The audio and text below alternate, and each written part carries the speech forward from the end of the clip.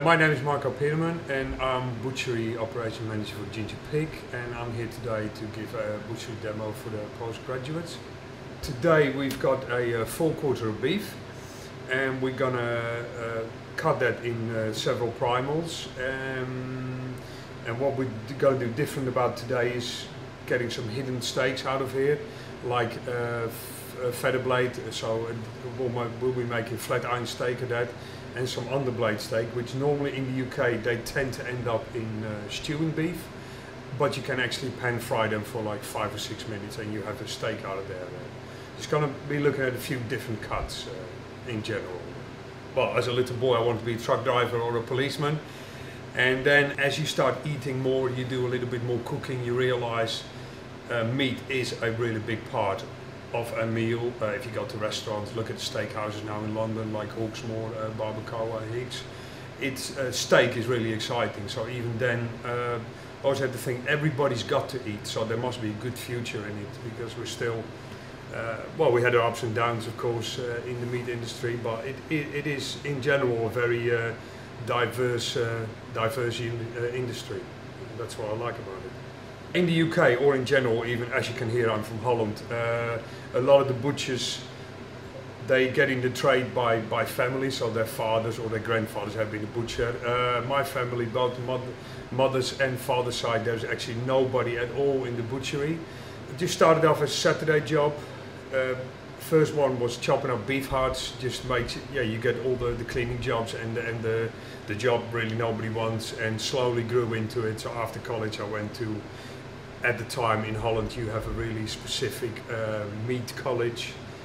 After meat college in Holland I quit my job and I did a 1-year course, which is the full-time meat course in Holland. When finished, everybody tends to travel around a lot, so a couple of my friends, they went to the Dutch Caribbean islands. I went to Ireland. Then you get into the habit, you start working. Obviously you do a few little courses, but actually for the last 15 years I really haven't done much. So this time then I got introduced to Harper at one of the, I heard through the industry, and I met people at a trade fair show. And that just got my, well, the old wheels turning again, and that's really what I enjoy about it.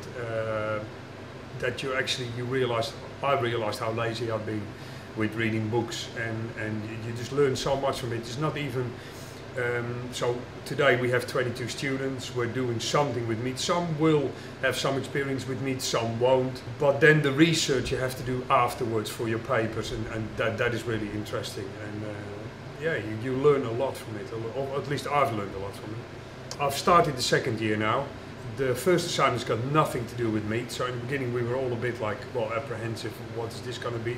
But it makes you think about so much other things. And I took a little idea on for hopefully my 3rd year, which is going to be the dissertation for the masters.